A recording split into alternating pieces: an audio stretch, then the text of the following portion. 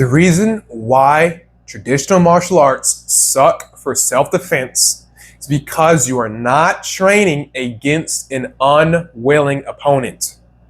That is it. That's the only reason. Traditional martial arts work. They work. Just you don't know how to make them work. It's just 95% of guys online you see, you make dojos, your karate gym across the street, they don't know what they're doing.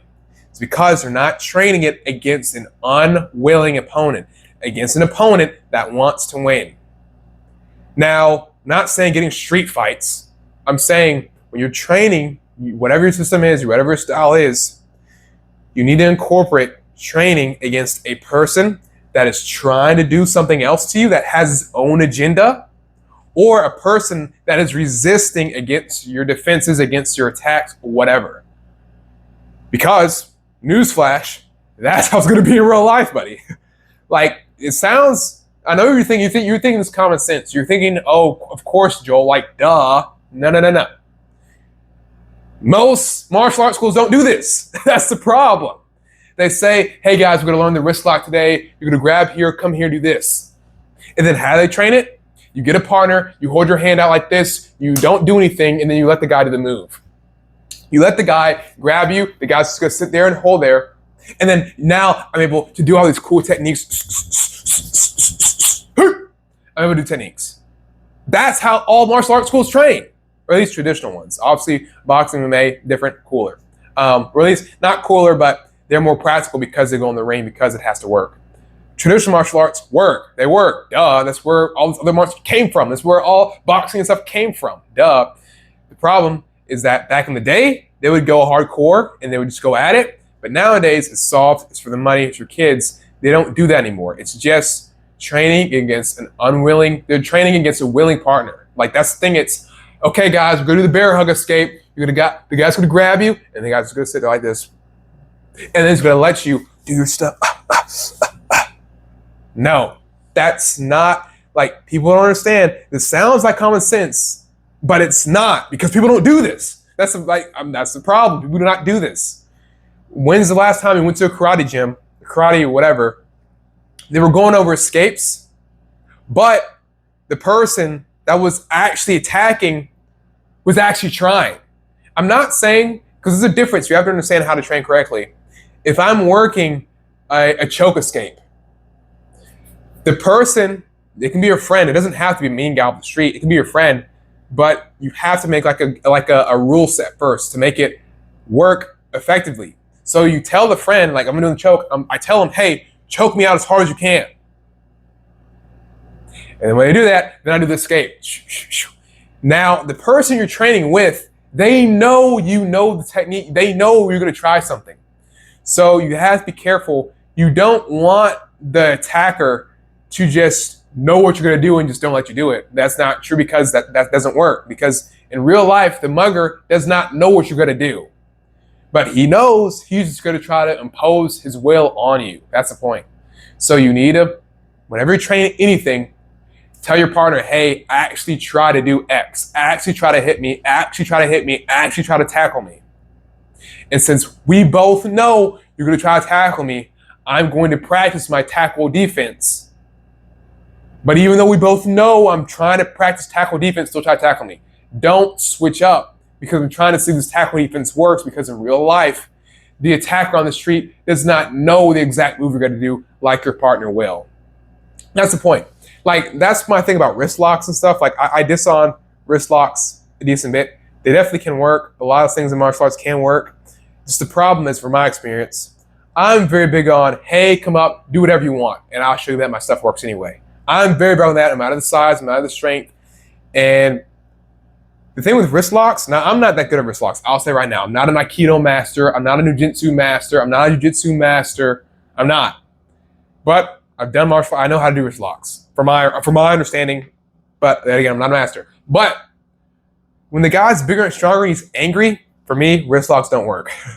When they're bigger and stronger, they're angry, I've not really seen wrist locks work against that set. The guy's bigger, stronger, angry, unless the guy's an Aikido master, been doing Aikido for 30 years. But then it comes to the point where you've not been doing it for 30 years. You can't do that, right? So for me, I've learned that, okay, I can make wrist locks work with a guy, similar build, similar strength, whatever, not too strong, but I don't know how it's going to be in real life. So I need to make it work on anybody. So that's why I just don't, it's just too iffy. Like if the guy's really big and strong and really throttling you, it's probably not going to work, to be honest. That's just how it is. Even judo and aikido, they will tell you, the traditional arts will tell you that with aikido and judo, you still want to strike first. You're still hitting the guy first, then doing the lock. You're not just only doing grappling, because in real life, striking is the fastest way to attack somebody. That's why striking will always be a thing. Grappling's cool and it works, but striking is the fastest way to hit somebody, physically possible, with your human body. So that will always be first, then you follow with the grapple. Grappling will always take time. That's like one of the flaws with grappling. It takes time. If I was a jiu-jitsu black belt, Brazilian jiu-jitsu black belt, been doing it for 10 years, and I wanted to submit somebody as fast as humanly possible, it would take like 10 seconds to go, grab them, take them on the ground, pull a position, and get the hold or whatever, right? Versus if I'm a fast boxer, I can just throw a really fast cross, and in 0.3 seconds, he's knocked out. So that's the thing, you just not going to get with grappling. It takes too long, you know? Well, not too long. You understand my point. It takes time. So martial arts need to start training with unwilling people. That's why MMA, boxing, more modern arts, that's why people think they're just so awesome and traditional martial arts suck, because they do that, because they know this stuff has to work because I'm fighting in the cage next month. It has to work. So a lot of this stuff is geared around what would work against an unwilling opponent. And in reality, with any martial arts, that doesn't matter. You want stuff that can work against anybody. You want stuff that can work against an opponent that you don't know what he's going to do, because that's realistic. You need to intercept him. You need to intercept him. You need to create distance. You need to have something that works when you don't know what he's going to do. And traditional martial arts don't train that anymore. They used to. In the olden days, not anymore. They don't train the guys in your face yelling at you is going to attack you. What do you do? They don't train that. They train, you know he's going to throw the lockout punch. Now you're going to block. Now you're going to block. You know he's going to throw the front kick. Now you're going to block. Now you're going to whatever. That's not realistic. Real life, even when the guy telegraphs, is still a little too fast if he's just really trying to hit you. And so you need something that works off program. You need something that works without thinking too much. And that's where like Bruce Lee got a lot of like the Jeet Kune Do philosophy from, being simple and direct. You don't need something fancy. You need something simple that works, something that you can do under pressure. That's a big thing. If you're not a martial art master training for 30 years, you're not going to be able to pull off an advanced maneuver in real life.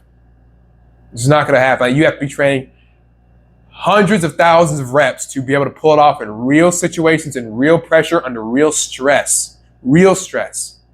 And people, which is a good thing, people don't know what real stress is. I'm a firefighter and stuff. I've been in a lot of crazy situations. I've had a lot of house fires. I understand real stress. Real stress is when you're in a situation and you forgot what even happened. That's stress. People don't really have, which is a good thing. People don't encounter that as much, but then they lose sight of what actually works. You need something simple, direct, to the point. So if you want to learn this stuff, you want to learn actual martial arts, real stuff from great masters that I've learned from, I have a $10 a month course down below. It's $10. You're getting hundreds of videos for $10 a month. It's not a scam or whatever. I made the course and had all that stuff in there for the younger me, for the kid that wanted to learn real martial arts, but actually works, but didn't have money, was broke. So I made this $10 a month to just help people to actually learn effective stuff. You can talk with me in there, and we have hundreds of guys in there that are really good, that have used this same stuff you're going to learn in real life, that you can talk to them. That's what I'm very proud of in the course. A couple guys have used the stuff, and they've all said it worked. They won the fight. They got out of there. So if you're interested in that, join that down below. Check out my other YouTube channel and the link in the description. And with that out of the way, thank you guys. Peace. Stay safe and keep training. See you guys.